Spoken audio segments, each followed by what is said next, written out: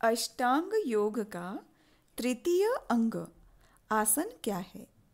पातंजल योग सूत्राणि साधन पाद 46वां सूत्र स्थिर सुखम आसनम।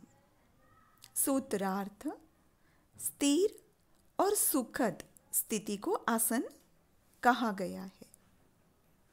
भावार्थ: इस सूत्र में पतंजलि कहते हैं कि जो अष्टांग योग का तीसरा अंग आसन है वो क्या है।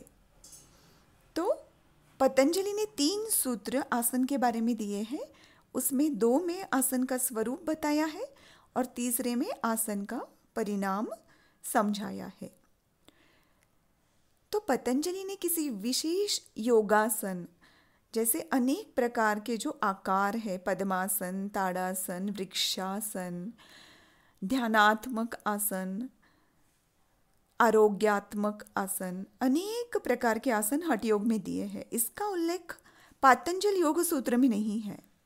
तो उन्होंने कहा है कोई भी स्थिति जिसमें हम कहीं पे भी बैठे हो, किसी भी पोस्चर में जब हम मन और शरीर से स्थिरता और सुखकारकता अनुभव करते हैं उसे पतंजलि आसन कहते हैं। तो यहाँ पे आसन की व्याख्या ऐसे कि दिन भर भी हम किसी भी स्थिति में कहीं पे भी क्यों ना बैठे हो, टीवी देख रहे हैं, ऑफिस में बैठे हैं, बट अगर हम मन से और शरीर से उस स्थिति में जाते हैं तो वो आसन घटित होता है, ऐसे पतंजलि कहते हैं।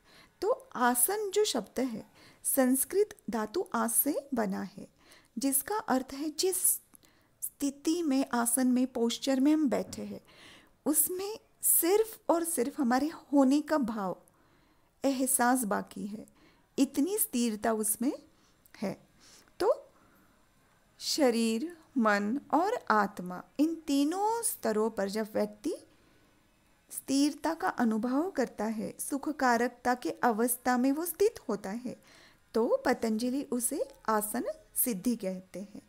तो इस स्थिरता और सुखकारकता की अनुभूति कैसे प्राप्त होती है ये पतंजलि अगले सूत्र में बताते हैं।